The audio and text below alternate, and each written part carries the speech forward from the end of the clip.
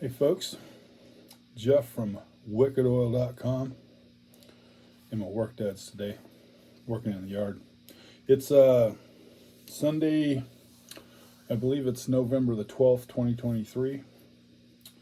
Another review.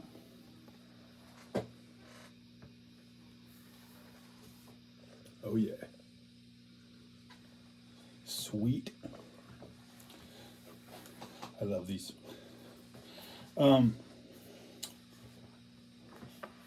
This is a July of 2023 born on date. It's the Epiphone Korina Explorer. I'm not going to go through the specs. It's all over the internet. Only reason I'm making this video is because there's a couple things I haven't seen anybody really cover, and hopefully I don't forget to cover them. I just wanted to share this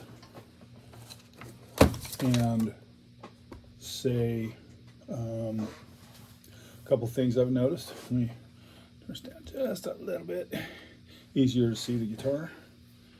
Anyway, not a bunch of talking here. I just wanted to say that I've had my eyes on an Explorer for about 5 years, and I was originally looking at the Gibson, the one that looks like this. I don't know what it's made of, mahogany or something, but when I first started looking at them, they were $1,600, and I was just like, oh, that's a lot of money. I mean, $1,600, still a lot of money. And of course, this one was $1,412 or something out the door. And I just kept putting it off, and now they're up to $2,500, and I'm not doing that. Sorry. I've bought a $4,000 Gibson Custom Les Paul, and I bought a $3,600 Gibson ES335, and I don't really see myself spending that kind of money anymore because I got enough guitars. This makes my 13th electric guitar. Anyway, I just wanted to share a few things with you. I'll just go ahead and say them real quick, and then I'm just going to play, and you can enjoy it for what it is, okay?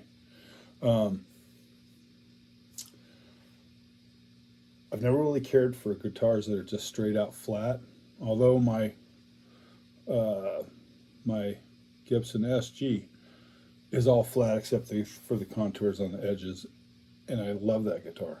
I freaking love that guitar. I bought a TV yellow Epiphone Les Paul 2020, I believe it was, P90s. I went in looking for one of these, and they didn't have one, but they said, hey, check out this guitar. We just set it up. Just see what you think. And I left with it. Love the guitar, and it's flat. I've turned my nose up at those flat Les Pauls over the years just because I'm like, I want something with some curve to it. Anyway, that said, here's another dead-on flat guitar, and I fucking love this thing. I didn't even play it at the store. I played one about 3 weeks ago over in Memphis, Bartlett Guitar Center, and I was just like, I just didn't feel it. I picked this one up, and I could just feel the mojo, if that's even possible. And I was just like, oh, I looked down at, man, everything said, take me home, Big Daddy. So I did, because I got 45 days to take it back. Anyway, I took it home. I didn't even play it. I put it on my workbench. I set the action and stuff, and I mean, I really didn't do much else than that. But I set the action, and it wasn't out of whack. It was just, it was the typical from the factory, a little on the high side. Then you adjust it to what you want. But it was really on the low side of what they normally put out. So I pop the strings. I set the height here at the net, and then I adjusted it back here and tuned it up, started playing. I haven't even put any strings on it yet, so, and it's going to get a set of string joys on it. I don't know if they'll be 9s or 10s, but we'll see. And with that said, enjoy. I can't get enough of this thing, so we'll start on the let's start on the neck. I like the neck. Before I go, I was watching several videos before I got this, and one of them was the Trogley Guitar Show, whatever dude, and he was saying how much he liked the center position, the 2 pickups. He goes, "Wow, this thing really comes alive with that middle position." I'm gonna have to agree with him on that. I mean, I like all 3 positions, but it's got a little magic in there. This whole guitar's got some magic to it. So with that said, here we go. We're gonna start on the neck, and we'll do the middle, and then we'll do the bridge. I will say real quick, neck volume, bridge volume, tone, and I'm big on using the tone and turning it down and stuff like that. Anyway, I have Les Pauls, and you got volumes for each pickup, but there is something about the way this thing is wired. You can really dial it in when you're playing both of them, and really you can get a multitude of sounds out of this thing. I kind of like it. So here we go.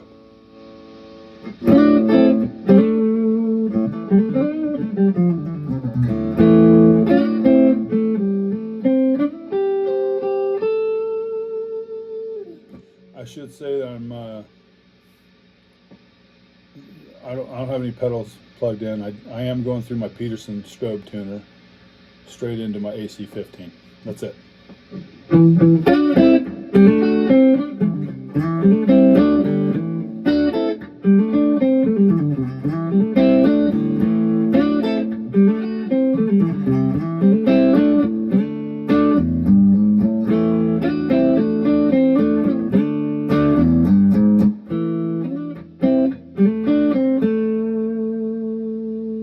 That's only about half volume. Turn it up. This is wide open.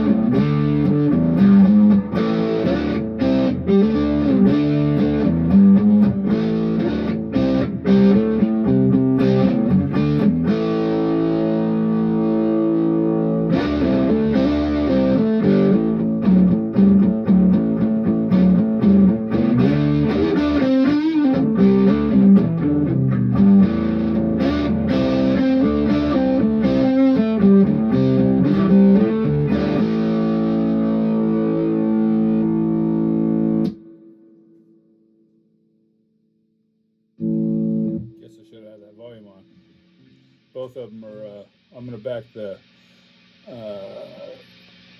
whenever you play 2 pickups at once with multiple volumes, you have to turn one of them down just a hair to get that.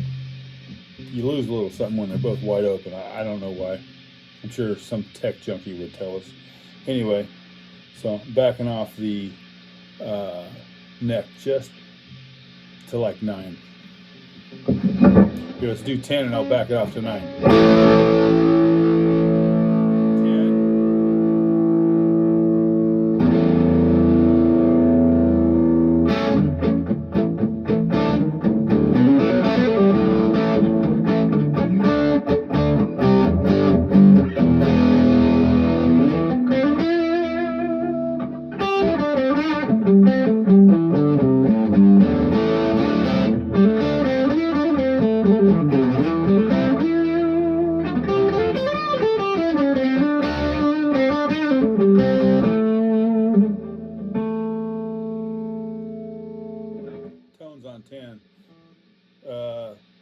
bridge is on 10, neck is on 9, tone's been on 10. I'm fixing to back it off a little bit. It's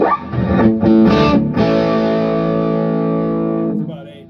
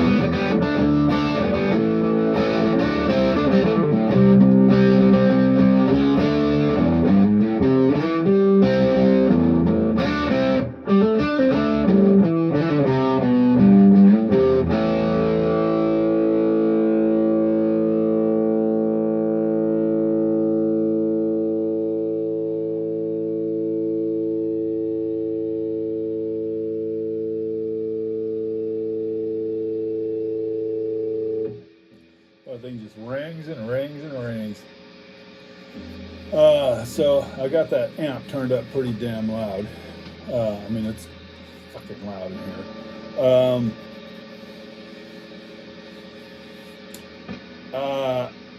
Now I just did an initial setting the action, and I'm probably still going to lower just a little bit more, but it's pretty close.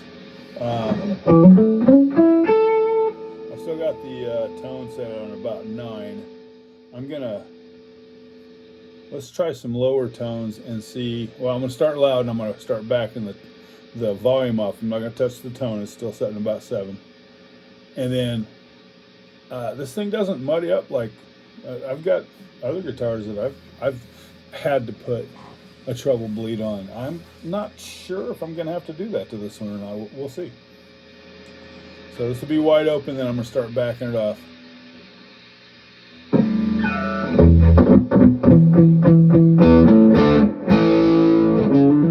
It's probably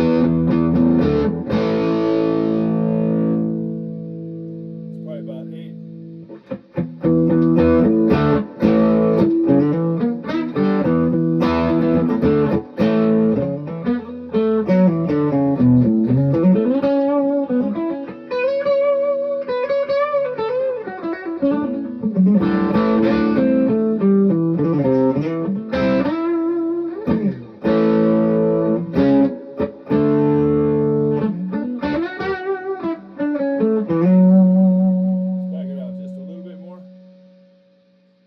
Probably, I can't see it, I don't have my glasses on, probably 6.5. And mind you, the tone is still sitting at about 7. I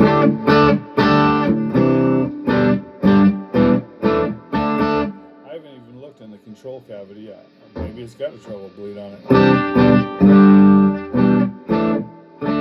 Or maybe there's something about the way they wire these. I don't know.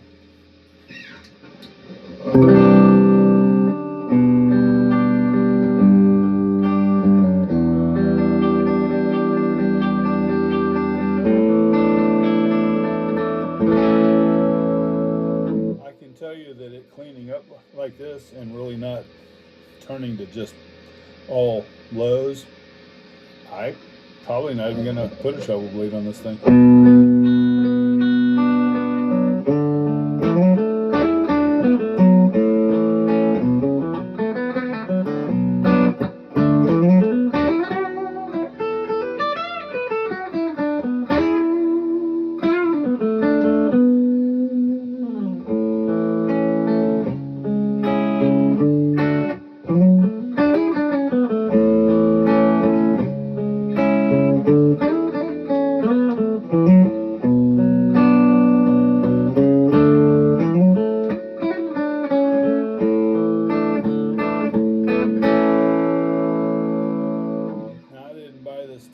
Play low like this, but it's not too bad. I'm going to turn the tone to 10. Well, I'm just going to slowly turn it up. It's about 8. Sounds pretty good right there. That's about 9. That's 10.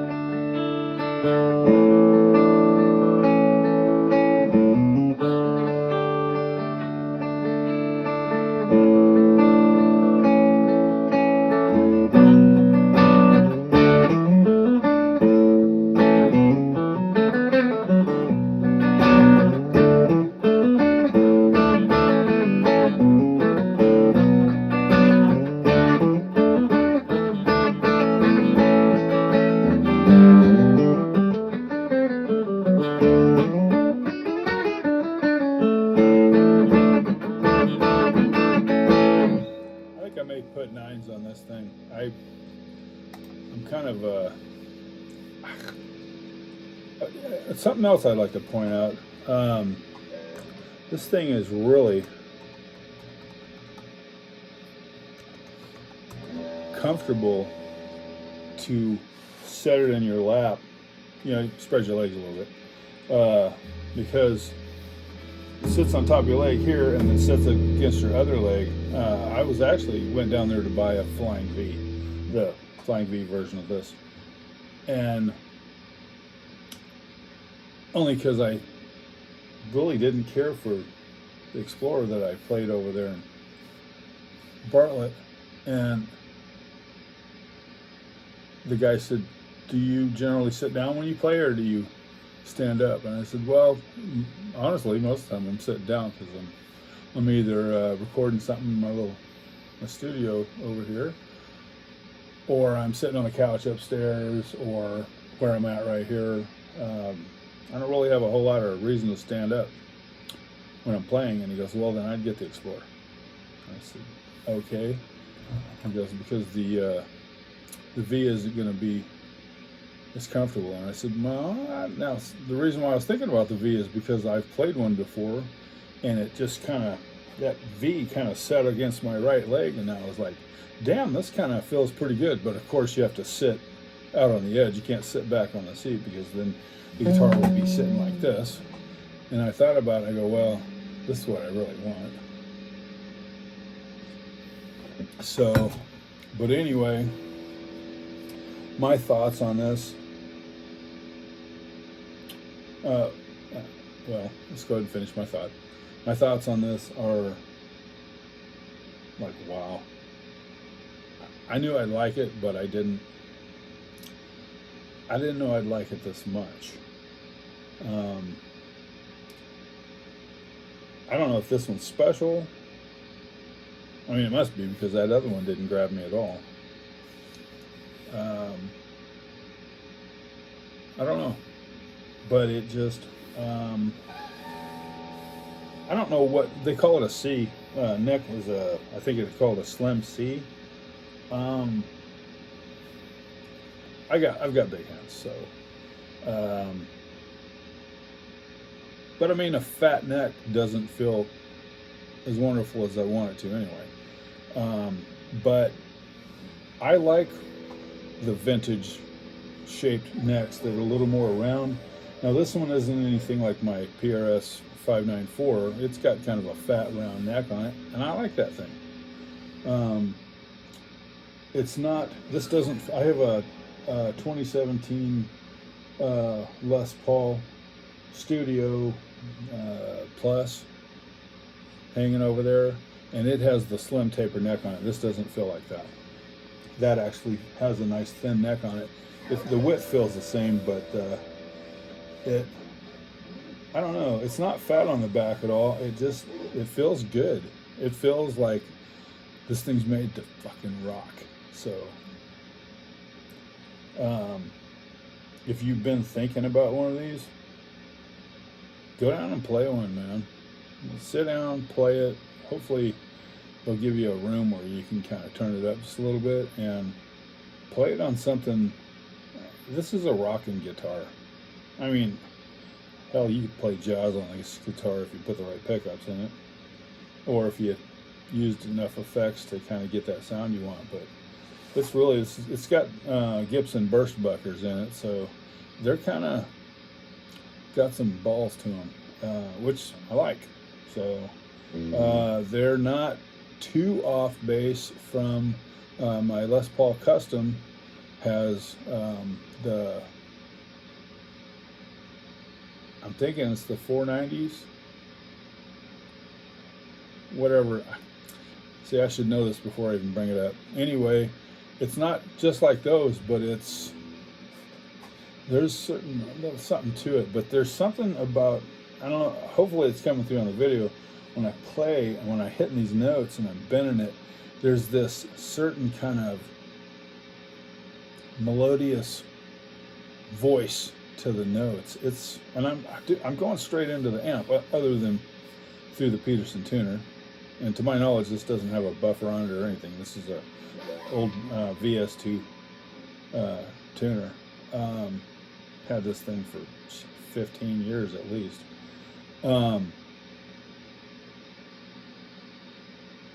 But I didn't, before I had that plugged in, I didn't really notice any difference. So, but this thing, if you want something for a lead tone, I would say this is your baby. So I'm going to run it through my little very minor pedal board. I don't normally use my pedal board on this AC15 because I don't need it. Now, my pedal board upstairs has just a couple of things on it: a compressor, Keeley Compressor Plus, and a mini Nobles what is it, RD1 or whatever it is, and everything's turned just lightly, just kind of. It's good. It really enhances the Princeton that I have up there.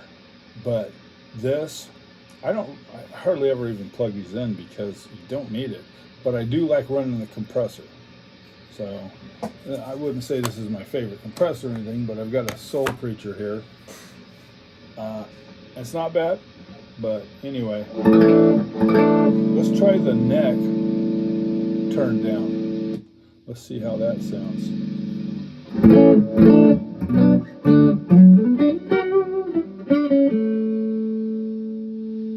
Yeah, I got the tone at about 7.5, maybe 8.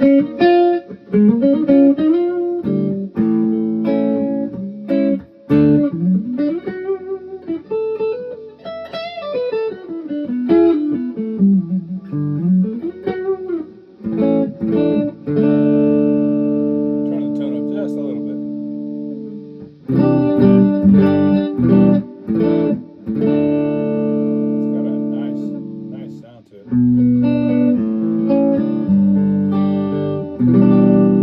And I've got that on the top boost. But it sounds really good on the normal channel too. In fact, a lot of ways it sounds better on the normal channel. Let's see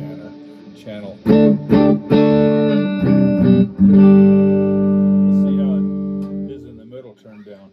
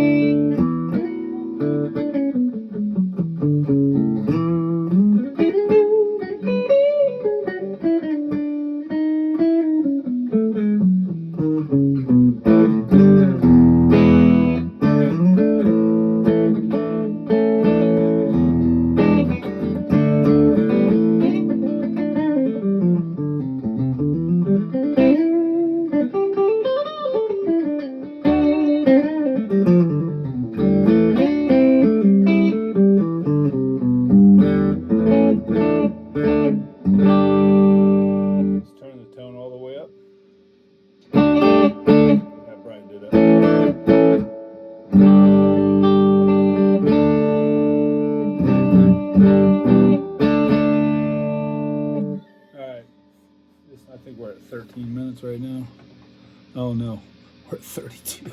Golly, God, I can't believe how time flies by.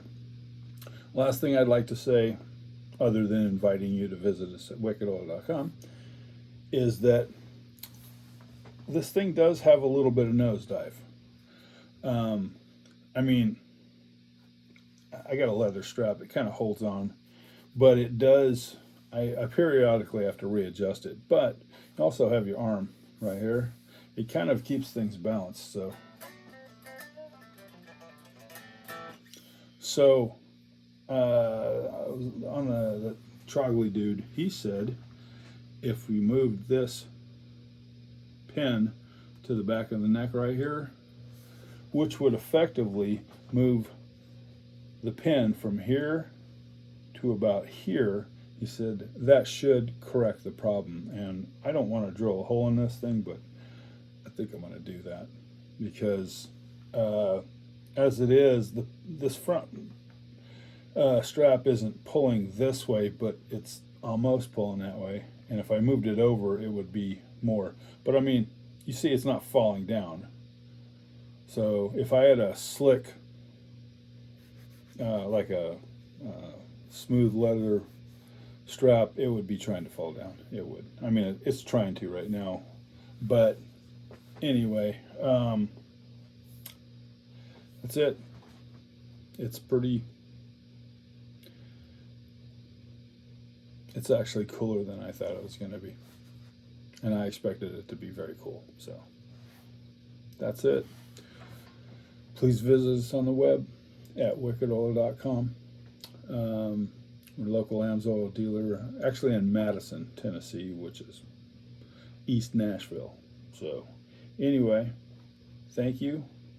Have a wonderful day, and enjoy your Veterans Weekend, and, you know, keep stroking your mule, baby.